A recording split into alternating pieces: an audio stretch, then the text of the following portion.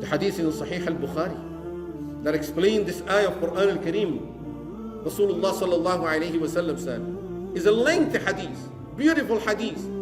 I'll just narrate a short portion of that hadith where Rasulullah sallallahu alayhi wa sallam said, after Allah subhanahu wa ta'ala will finish the hisab, people that are supposed to go into Jahannam, they are already in Jahannam.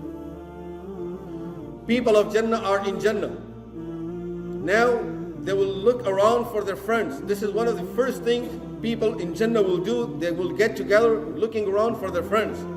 And there will be some people that they will not find. The hadith as I said in Sahih al-Bukhari, Rasulullah sallallahu alayhi wa sallam said, these people will go and approach Rabbul Alameen subhanahu wa ta'ala. Ya Allah, we are missing some of our friends in Jannah.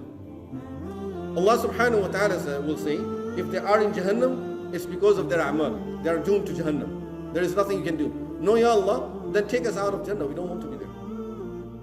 Rasulullah sallallahu alayhi wa sallam said, ما أحد منكم مناشدة لصاحبه. No one in this life ever argues anyone about any situation as much as these people will be talking to Allah subhanahu wa ta'ala about their friends that are in Jahannam. Why? It's not about, we may think right now that how could we say arguing with Allah and talking to Allah subhanahu wa ta'ala. They're in Jannah, so they know Allah is pleased with them. They know that we already made it. Allah is not going to take us out now. Once He puts us in, He's not going to take us out. So we are going to be very, very firm on our demand that, Ya Allah, we need to bring those friends.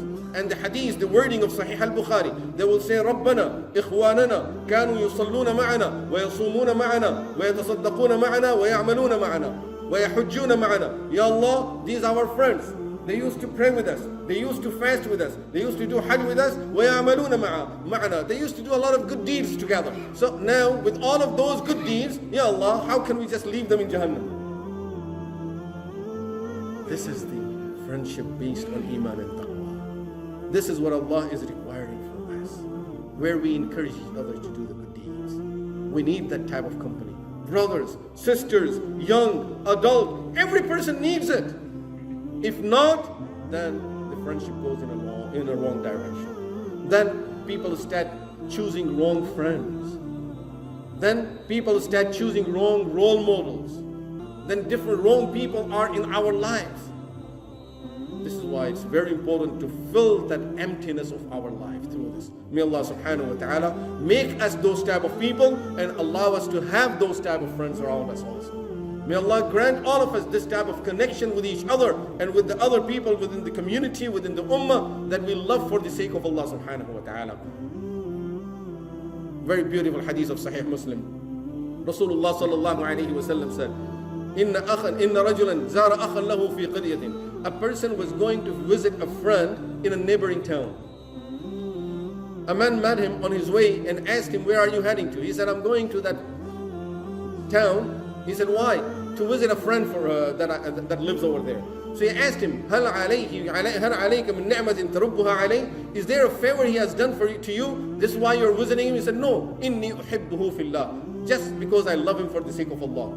So that person told him, I'm an angel that Allah sent me to inform you that Allah loves you the way you love Him. This is visiting each other, that connection that is for the sake of Allah subhanahu wa ta'ala. Imagine that how much Allah values this connection. So don't consider this something extra in our life.